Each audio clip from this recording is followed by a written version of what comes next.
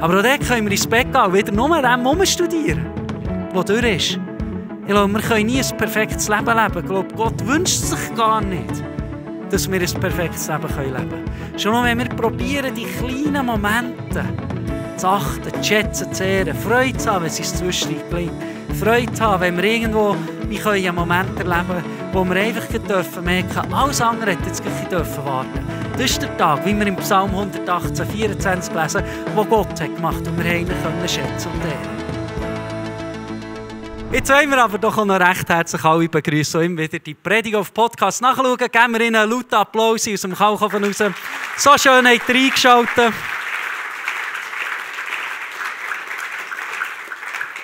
Wir sind in einer Serie. Letzte Sonntag habe ich schon ein paar Gedanken zum Thema 3 Schlüssel zum erfüllten Leben teilen. Heute geht es weiter mit dem zweiten Teil. Und ich uns alle möchte ermutigen, dass wir es immer wieder schaffen, in dem Alltag, wo wir drinnen sind, im Jetzt zu leben.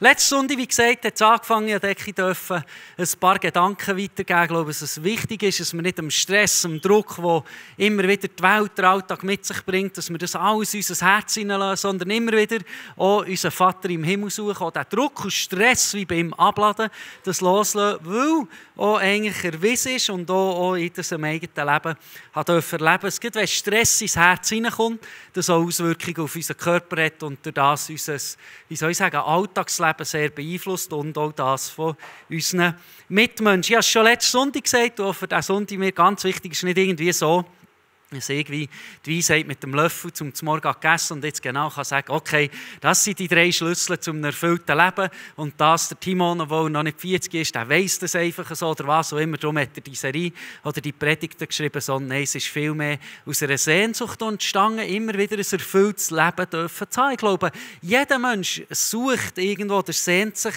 nach einem erfüllten Leben. Ein Leben, wo wir dürfen morgen aufstehen oder am Abend ins Bett gehen und irgendwo im Herzen dürfen in Ruhe sein, dürfen wissen, Gott ist da, Gott sieht mich, Gott hat es im Griff und ich darf jeden Tag als ein Geschenk anschauen.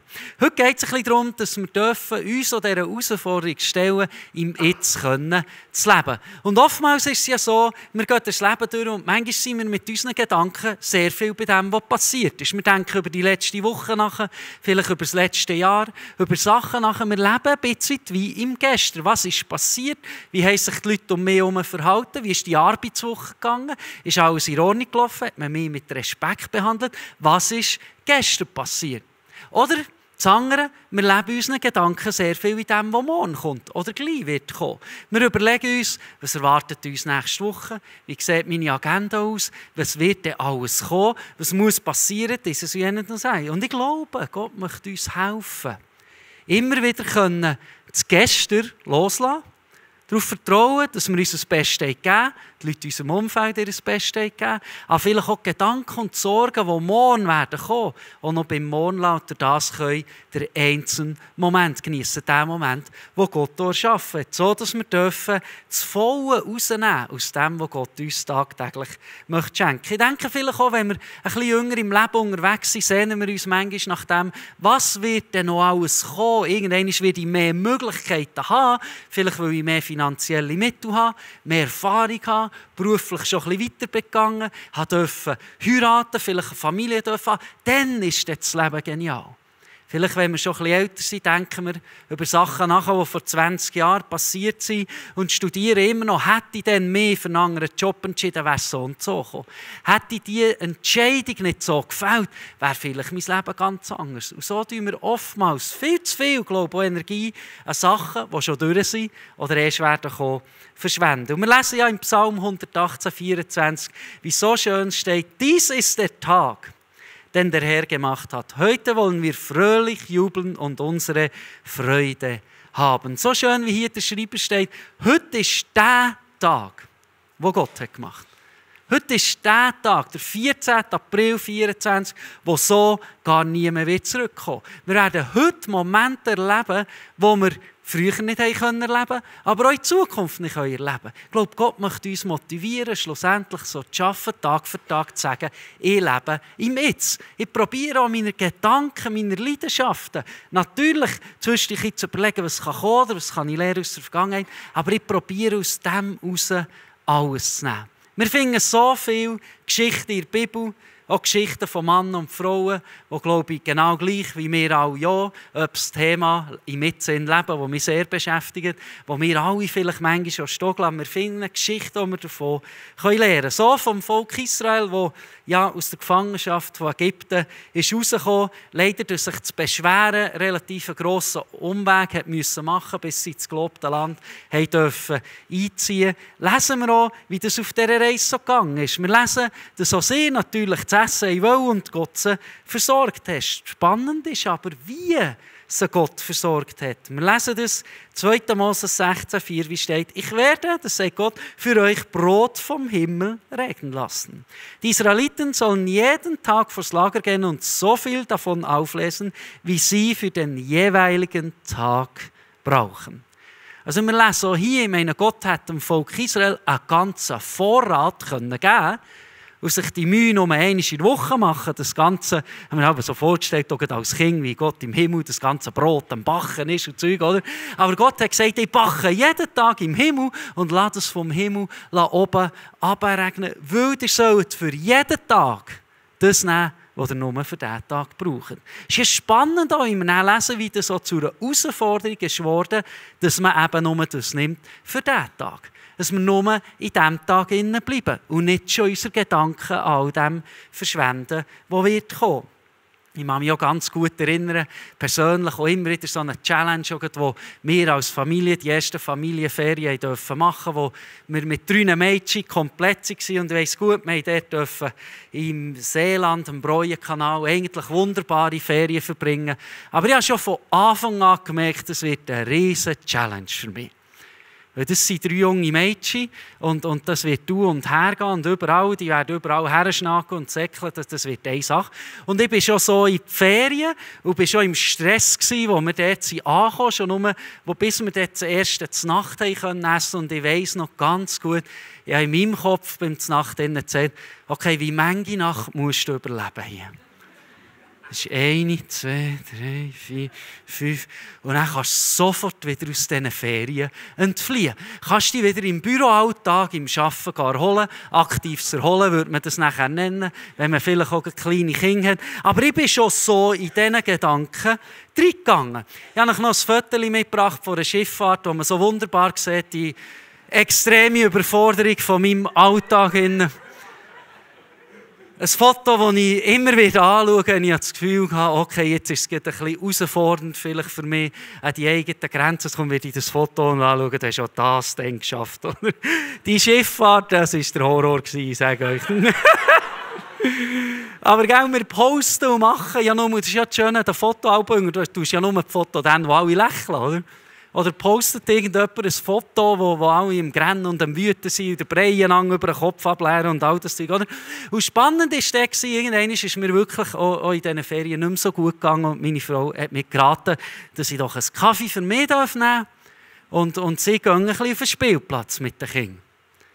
Und ich weiss noch, ich habe das Käferchen genommen, bin hergehockt, zuerst als ich höre vom Spielplatz ein riesen Rennen von unseren Kindern, oder?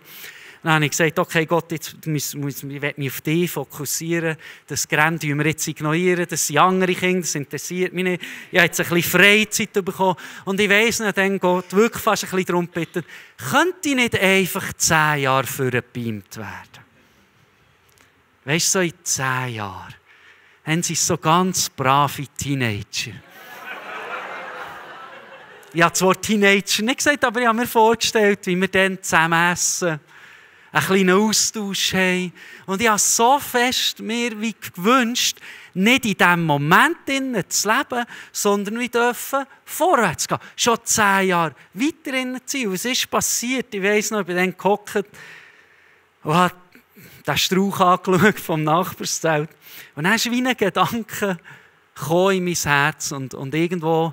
Für mich war es Gott, wie auch immer, vielleicht bin ich auch selber drauf gekommen, keine Ahnung, aber es ist wie etwas, hat sich in meinem Herzen entfacht, wo ich gesagt habe, probier diesen Moment jetzt zu genießen. Er wird so, in dieser Art, natürlich auch mit dieser Herausforderung, aber auch mit dem Schönen, gar nie mehr zurückkommen. Und ich weiss nicht, dann, ich kann das jemand noch nachlesen. Ich habe so eine App, wo ich zwischendurch meine Gedanken aufschreibe. Ich habe dann geschrieben, es ist schon spannend, wie ich eigentlich so schnell wie möglich wieder aus diesen Ferien rausgehen will. Aber jetzt habe ich gelesen, was vor 10 Jahren war. Und ich dann noch schon ein bisschen geschrieben, ja, wenn ich dann mal eine Familie darf haben, wenn ich dann mal ein Päppel sein, der gebraucht wird, dann habe ich Freude am Alltag. Ich habe mir dann auch geschrieben, ich will jetzt probieren, den Moment zu genießen und nicht das 10 Jahre vorbeime von Gott wie verlangen. Weil was wird passieren? Ich habe mir das so aufgeschrieben. Vielleicht in 10 Jahren werde ich wieder auf dieser Terrasse hocken und ich wünschte mir, dass die Mädchen mich noch ein bisschen brauchen und nicht den ganzen Morgen irgendwo selber verbringen. Übernächstes Jahr sind die 10 Jahre durch, zack, hat es gemacht, so schnell vergeht die Zeit. Und das mit dem sich wünschenden Teenager-Kind zu haben, das rate ich auch extrem allen ab, weil da darf man einen Weg gehen. Ich glaube, das ist das göttliche Prinzip. Das ist so schön, oder? Wir wachsen mit dem. Wenn Kinder auf die Welt kommen, klar, sie schlafen manchmal nicht, aber sie reden auch noch nicht so viel. Und Gott hat das so genial gemacht, wenn sie so viel reden, dann können sie oftmals, meistens, wenn alles gut ist, zumindest selber aufs WC. Alles hat seine Sachen. Jeder Moment hat sein Schönes und sein Herausforderndes. Und ich glaube, Gott möchte uns allen helfen, gerade in dem Alltag, wo wir drin sind. Vielleicht ist es mit den Kindern, vielleicht nicht. Vielleicht sind wir am Arbeitsplatz, wo wir irgendwo denken, so ist es einfach nur mühsam. Ich wünschte mir, dass die Baustelle endlich durch ist. Ich wünschte mir, dass das Projekt jetzt endlich abgeschlossen wäre. Oftmals, wenn Projekte abgeschlossen sind und man anstößt und Freude hat auf das, was man zusammen im Team hat bewegt, geht wieder irgendwo ein normaler Alltag los und dann denkt man, es war schon genial, wie wir dann drin gestanden sind. Es war schon genial, was wir auch spannend dürfen erleben. Ich glaube, Gott möchte uns helfen, immer wieder im Moment zu leben. Wir lesen in der Bibel auch viel von Josef, wo wir sehr viel lernen dürfen. Der Josef hat mit 17 eigentlich eine Verheißung, eine Zusage bekommen, dass er mal Einfluss haben wird. Eine Nation wird führen durch seine Begabung, eine sehr wichtige Person wird sein. So hat es aber nachher überhaupt nicht angefangen nach dieser Zusage, sondern es war so, dass seine Brüder extrem eifersüchtig auf ihn waren und ihn durch das in eine Grube geschossen haben und später sogar als Sklave verkauft haben. Extrem, wie soll ich sagen, schwierig, dann noch auf Gott zu vertrauen und zu sagen, okay, Gott hat mir ja eine Zusage gemacht, jetzt bin ich jetzt von meiner Familie verraten worden. Der Josef hat sich aber entschieden und wir finden das in der Bibel, oder finden es eben nicht, wir finden nie in der Bibel, wie er sich beschwert. Wir finden nie, wie der Josef sich irgendwo gross beklagt, sondern wir lesen, dass er auch als Sklave sein Bestes gegeben hat. In dem Moment, wo er als Sklave Möglichkeiten hatte. Er hat jeden Tag sein Bestes gegeben, so dass er auch durch seine gute Arbeit, die er sich hineingegeben hat, Ansehen bekommen.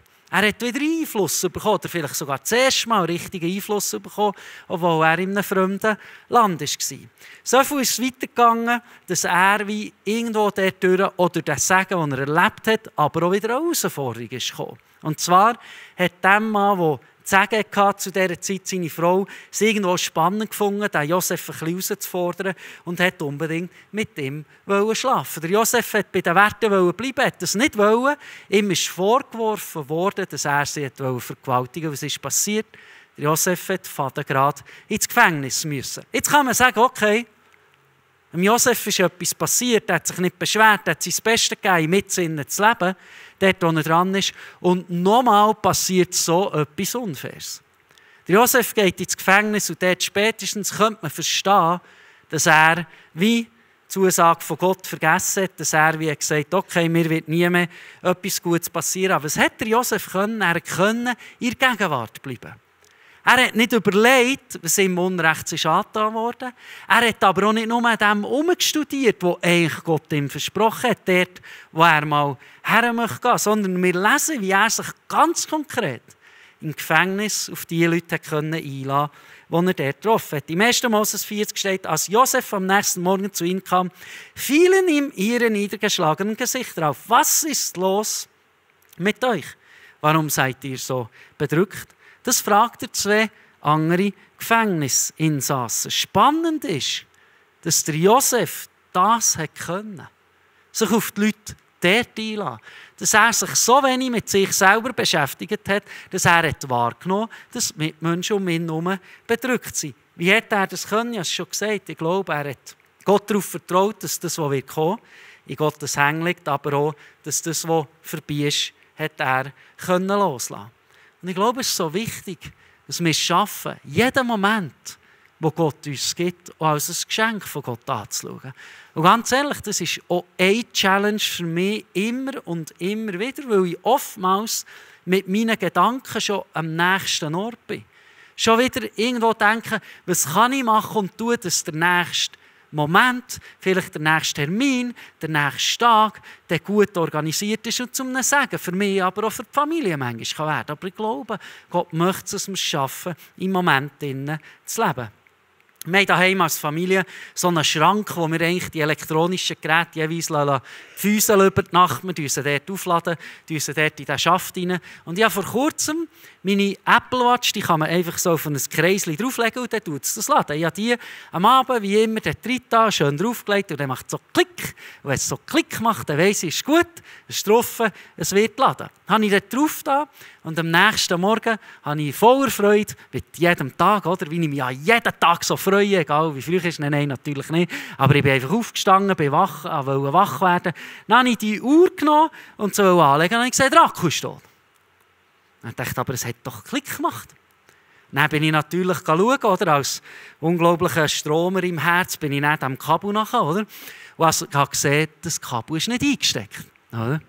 Es bringt nichts, wenn du die Uhr auflegst, aber das Kabel ist nicht eingesteckt, weil ich 2 Tage vorher oder 1 Tag vorher, ich weiß nicht mehr genau, habe ich etwas anderes laden dort. Und dann hat es natürlich die Uhr nicht laden.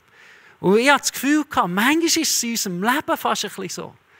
Wir sind zwar irgendwo verbunden, aber wir schaffen es nicht im Moment zu leben. Wir essen vielleicht mit unserer Familie zur Nacht, mit Challenge Nummer 1, aber wir sind nicht dort.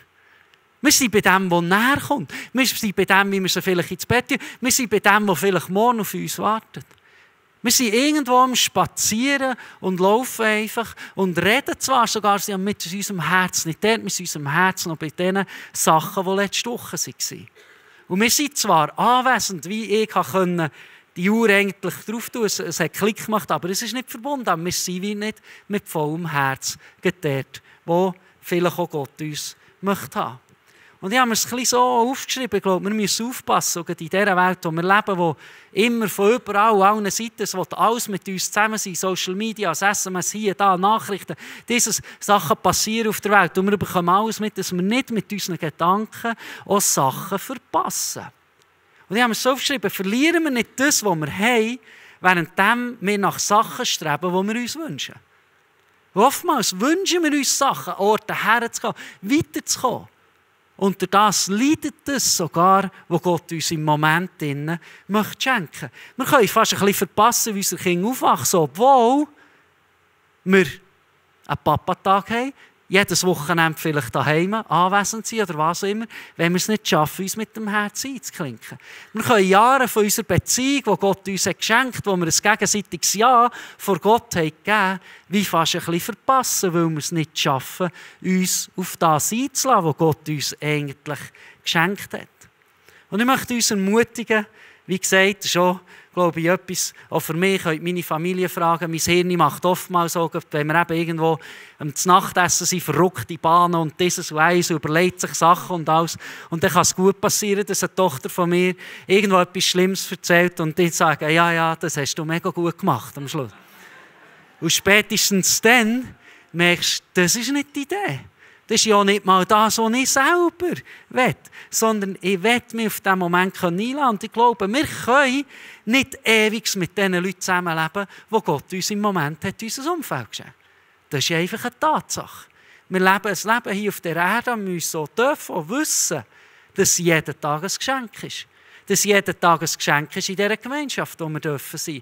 Wir wissen nicht, wann die Zeit da wird durchgehen. Und oftmals, das ist ja ein bisschen zu herausfordernd. Im Leben wird es einem erst bewusst, wenn Schicksalsschläge passieren. Dass man dann wie sagt, hätte ich doch nur dieses und jenes und eins. Und ich glaube, Gott möchte uns helfen, aber uns auch ermutigen. Haben wir den Mut, in diesem Moment innen zu leben. Und immer wieder zu schätzen, was wir schon bekommen haben. Zu schätzen, was wir für einen Alltag dürfen haben. Meine Frau hat letzte Woche Geburtstag gehabt und ich habe meine Mama noch am Morgen gesehen, an diesem Geburtstag, und sie hat mir so ein Säckchen gebracht mit Kirschstängeli drin und gesagt, du musst das der Tabea noch bringen. Und ich dachte, Kirschstängeli? Und sie hat mir gesagt, ja weißt du, Tabea hat mir erzählt, sie hat die Kirschstängeli gern. Und ich habe in dem Moment gedacht, jetzt kennst du die gute Frau, fast 20 Jahre, 15 Jahre, geheiratet hier und da, und du weisst nicht mal, dass sie gerne Kirschstängeli hat. Aber es ist wie sofort, wie vorgekommen. Ich habe gedacht, wir dürfen nie aufhören, einander zu kennen. Das passiert mit einer Beziehung, wir lernen uns jung kennen und nachher lassen wir es laufen. Aber ich glaube, wir Menschen verändern uns ja. Ich bin nicht der gleiche, wie ich mit 19 war. Und ich bin ja jetzt nicht der gleiche, wie ich in 10 Jahren werde sein. Wir Menschen verändern uns, darum dürfen wir eure Beziehung einander immer auch wieder neu lernen kennen. Ich glaube, das ist ein Schlüssel, für das wir es können, auch längerfristig erfüllt miteinander zusammen unterwegs sind. Und Gott möchte uns gute Beziehungen schenken. Nicht nur eine Beziehung zwischen Mann und Frau, sondern auch Beziehungen an unserem Arbeitsplatz, bei unserem Chef, bei unseren Mitarbeitern. Schaffen wir uns manchmal schon im Moment drin, bei all dem, was muss sein, einfach wie zu fragen, wie geht es dir überhaupt? Und nicht zu fragen, dass es irgendwo wie gefragt ist, sondern weil wir uns wirklich dafür interessieren können. Und ich glaube, es gibt viele Möglichkeiten, die natürlich auch nach unterschiedlicher Lebensphasen gar nicht so einfach ist. Aber Möglichkeiten, wie zu sagen, okay, ich nehme wieder einmal irgendwo, organisieren es Nacht mit meinem Partner. Und dann reden wir. Und wir reden nicht über alles andere reden, was bei den Kindern passiert oder am Arbeitsstelle, sondern wir interessieren uns füreinander. Vielleicht wieder einmal jemanden besuchen und sagen, okay, ich schaffe es, jetzt mich auf diesen Besuch einzulassen und lasse mal ein bisschen alles andere beiseite. Ich glaube, das sind so Momente, die Gott liebt, wenn wir es schaffen, die zu packen.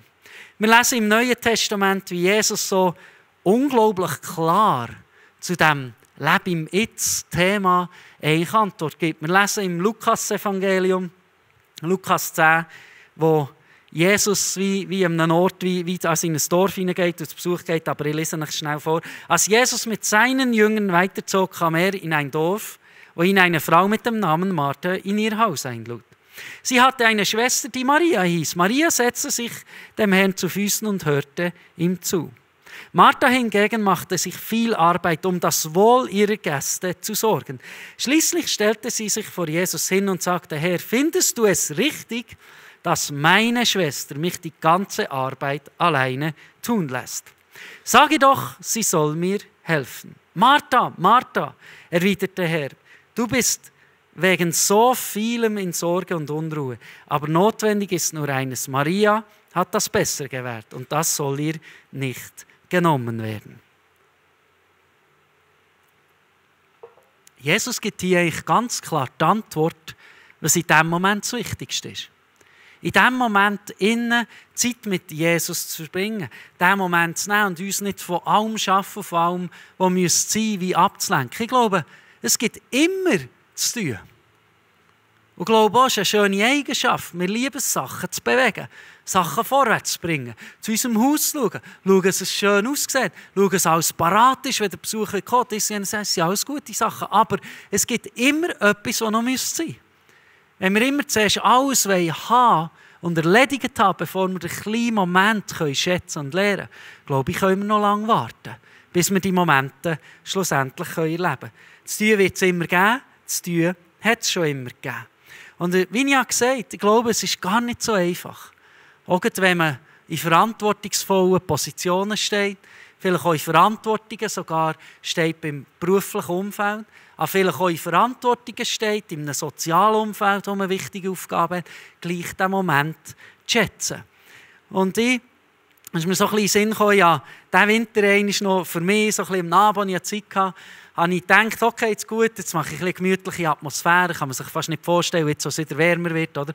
Und ich habe eine Kerze angezündet, es war kalt, und dann dachte ich werde ein bisschen noch ein Magazin lesen und ein bisschen zur Ruhe kommen, ein bisschen sein und ein bisschen den Moment genießen.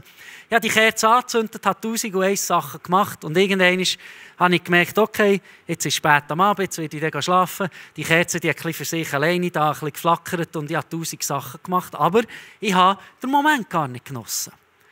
Und manchmal ist vielleicht auch unser Leben fast ein bisschen wie die Kerze.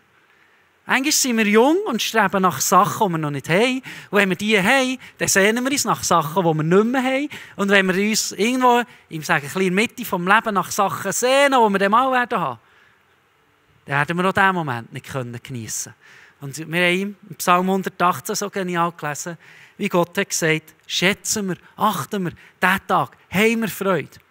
Ich glaube, wir können Gott fast nicht mehr ehren, als wenn wir Tag für Tag eine Freude in unserem Herz zulassen. Ganz egal, was alles läuft in unserem Leben. Ja, vor gut 2 Wochen einen Tag gehabt. Der König sagt aber so schön, weil so viel ist gelaufen, dass wir so viel gemacht haben und da und so, dass man fast Kopfweh davon bekommt. Und manchmal ist es ja gut, wenn man Sachen bewegen darf und sich ein bisschen den Schädel braucht. Aber ich durfte einen genialen Tag erleben. Aber ich bin auch wirklich sehr ausgelaugt durch, weil ich mich anstrengen musste bei diesem Tag. Es war viel Verschiedenes. Ich komme heim in meinem Hemdli und ich laufe heim und denke so, jetzt einfach nur noch auf das Sofa blättern und dann noch ein bisschen allen erzählen, was ich für einen strengen Tag hatte. Und alle haben ja nichts anderes erlebt und freuen sich jetzt, mir ein bisschen zuzulassen, oder, was du genial bewegt hast. Und am besten bringen sie dir noch den Kaffee von selber, oder? Und tun dir noch den Fußmassager. Ich habe so einen herlegen daheim, wo die Füße reinhauen kannst, und dann gibt es eine Massage. So habe ich mir das ein bisschen vorgestellt. Ich komme heim und dann merke ich, die Menschen haben ja etwas anderes erlebt. Und die Tochter kommt zu mir und sagt, lass, ich habe da mein Spielzeug-Ponyhof aufgeräumt. Kommst du den schauen? Kommst du ein bisschen mit mir spielen? Und wisst ihr, was in meinem Kopf abgegangen ist? Also ich kann ganz sicher nicht. Jetzt, nach dem Tag, wo ich mir so Mühe gegeben habe und mein Hirn so viel abgebraucht und so wichtige Entscheidungen müssen fällen, was auch immer, jetzt da Rössli umtöckeln. Was hast du das Gefühl, das ist schon eine Frechheit, das zu fragen, fast ein bisschen. Hätten sie mir ausgelöst. Und ich glaube, die verstehen nicht, wir sind alle manchmal am Anschlag und wir haben das Gefühl, alle sollten das verstehen. Und dann war ich dankbar. Es ist eine kleine Stimme gekommen und gesagt, Timon, hat das Gefühl gehabt, er sagt, wenn du jetzt deine Tochter nicht ehrst und schätzt, dann ist übrigens all das, was du heute gemacht hast, für ihn gar nichts. Ich wusste, okay, jetzt gehst du zu diesem Hemdli, zu diesem Ponyhof. Und dann wird nicht nur geschaut, dann wird gespielt. Dann habe ich meine Tochter gefragt und gesagt, komm, wir spielen ein bisschen zusammen. Und spielen tut mir auf Hochdeutsch, oder? Und dann habe ich ja komm, wir nehmen das Pony raus und dann, ich falle die Treppe runter. Ihr war so peinlich, die ist nur noch am Boden rumgelegen und hat gelacht. Das ist nichts geworden mit dem Spielen, weil da der andere im Hemdli irgendwo probiert, eine Geschichte zu machen. Aber es ist passiert, wir haben gelacht. Wir haben gelacht über die Situation und das war so ein schöner Moment gewesen. Und ich am Abend vor dem Einschlafen gedacht, zum Glück, ich schaffe es so viel nicht. Zum Glück habe ich es dann wieder einmal geschafft. Habe ich mich darauf einladen und ich möchte uns ermutigen, wir können, und das ist das mit dem Vergangenen, wir können, glaube ich, jeden Abend ins Bett. Und uns kommen 10 Situationen in den Sinn, wo wir nicht den Moment geschätzt haben. Aber auch dort können wir ins Bett gehen und wieder nur dem studieren, was durch ist. Ich glaube, wir können nie ein perfektes Leben leben. Ich glaube, Gott wünscht sich gar nicht, dass wir ein perfektes Leben leben können. Schon nur, wenn wir probieren, die kleinen Momente zu achten, zu schätzen, zu ehren, Freude zu haben, wenn es uns zwischendurch gelingt. Freude zu haben, wenn wir irgendwo einen Moment erleben, wo wir einfach merken, alles andere hätte jetzt gleich warten. Das ist der Tag, wie wir im Psalm 118, 24 lesen, wo Gott hat gemacht und wir ihn können schätzen und ehren. Probieren wir es wieder Josef zu machen und geben wir auch in herausfordernden Momenten immer wieder Gott Ehre.